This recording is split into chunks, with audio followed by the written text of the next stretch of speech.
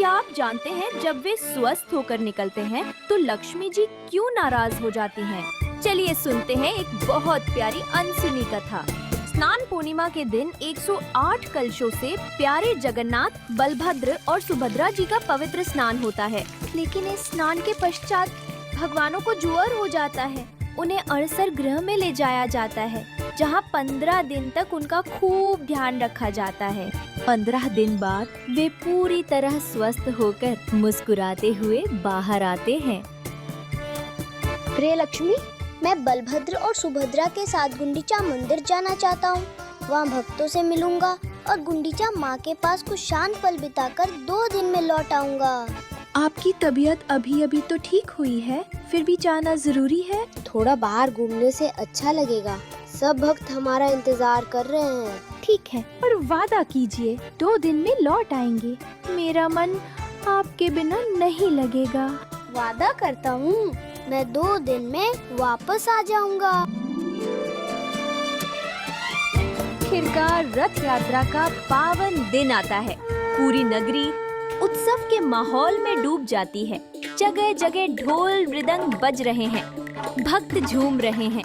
तीनों भगवानों के लिए भव्य रथ तैयार हैं। चलो माँ, गुंडीचा के घर बड़ा मजा आएगा। हाँ, वहाँ खूब मस्ती करेंगे। भक्तों के भजन कीर्तन के बीच प्यारे जगन्नाथ अपने भाई बहन के साथ गुंडीचा मंदिर की ओर बढ़ते हैं। गुंडीचा माँ श्रद्धा और प्रेम से उनका स्वागत करती हैं। वो रसोई में बैठकर अपने हाथों से खीर, लड्डू और दिव्य व्यंजन बनाती है और स्नेह पूर्वक उन्हें स्वादिष्ट भोजन कराती है। तीनों भाई बहन बड़े आराम और मस्ती से माँ गुंडीचा के मंदिर में रहने लगते हैं। इस बीच देवी लक्ष्मी मंदिर में प्रतीक्षा करती रहती है। दिन बीतने लगता है, लेकिन जगन्नाथ जी वापस नहीं आते। सेवक, क्या मेरे प्रिय जगन्नाथ लौट आए? कोई समाचार आया क्या? क्षमा करे देवी, अभी तक कोई समाचार नहीं है। 2 दिन बीत जाते हैं, फिर 3, 4, 5वां दिन भी आ जाता है। लक्ष्मी जी का धैर्य टूटने लगता है। 2 दिन कहकर गए थे और अब 5 दिन हो गए, फिर भी नहीं लौटे। क्या उनके वचनों का कोई मूल्य नहीं है? मैं यहाँ उनकी प्रतीक्षा में बैठी हूँ। क्या मेरी कोई अहमियत नहीं है? अब बहुत हो गया, अब मुझे स्वयं ही जाना होगा। आज मैं उन्हें बताऊंगी कि वादा करके उसे न निभाने से क्या होता है। सेवकों, मेरी पालकी तुरंत सजाओ। सब मेरे साथ चलने की तैयारी करो। हमें अभी गुंडीचा मंदिर जाना है। देवी लक्ष्मी के आदेश से महल में हलचल मच जाती है। उनकी रेशमी पालकी सजाई जाती है। पुजारी और सेवक दल ढोल नगाड़ों के साथ लक्ष्मी जी के साथ चल पड़ते हैं। लक्ष्मी जी पूरे राजसी ठाट बाट के साथ गुंडीचा मंदिर की ओर प्रस्थान करती हैं। नगर भर में ये चर्चा फैल जाती है कि माता लक्ष्मी क्रोधित होकर स्वयं भगवान को लेने जा रही हैं। सभी सहमे हुए हैं कि आगे क्या होगा। माता लक्ष्मी गुंडीचा मंदिर की ओर आ रही हैं और बहुत क्रोधित हैं। ओह, मैं तो वादा ही भूल गया। अब तो वे अवश्य नाराज होंगी। क्या करूं? उनसे कैसे मिलूं? कहीं क्रोध में लक्ष्मी मुझे कोई श्राप न दे दे। जल्दी मंदिर के द्वार बंद कर दो। उधर लक्ष्मी जी का भव्य जुलूस धीरे धीरे गुंडीचा मंदिर के सामने पहुंच गया। लक्ष्मी जी पालकी से उतरी और प्रवेश द्वार की ओर बढ़ने लगी। तभी भयभीत सेवकों ने घबराकर तुरंत मुख्य द्वार बंद कर लिया। ये देखकर लक्ष्मी जी का क्रोध चरम पर पहुंच गया। क्रोध से तमतमाती हुई उन्होंने गरज कर आदेश दिया, अच्छा, मेरे लिए द्वार बंद कर दिए?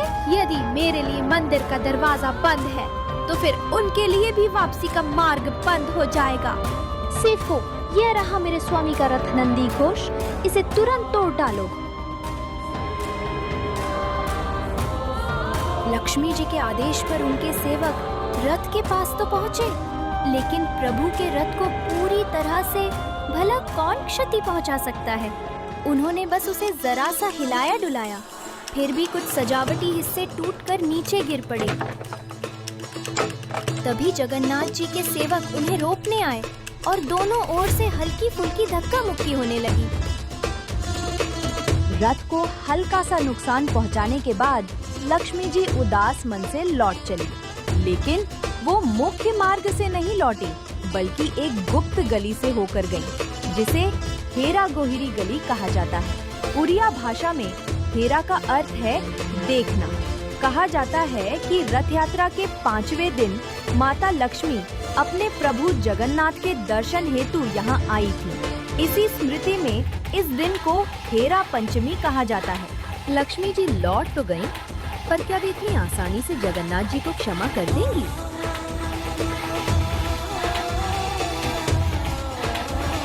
उधर गुंडीचा मंदिर में 6 दिन बीत गए। 7वें दिन जगन्नाथ, बलभद्र और सुभद्रा जी के दिव्य संध्या दर्शन हुए। भक्त बड़ी संख्या में प्रेम और भक्ति से दर्शनों के लिए पहुँचे।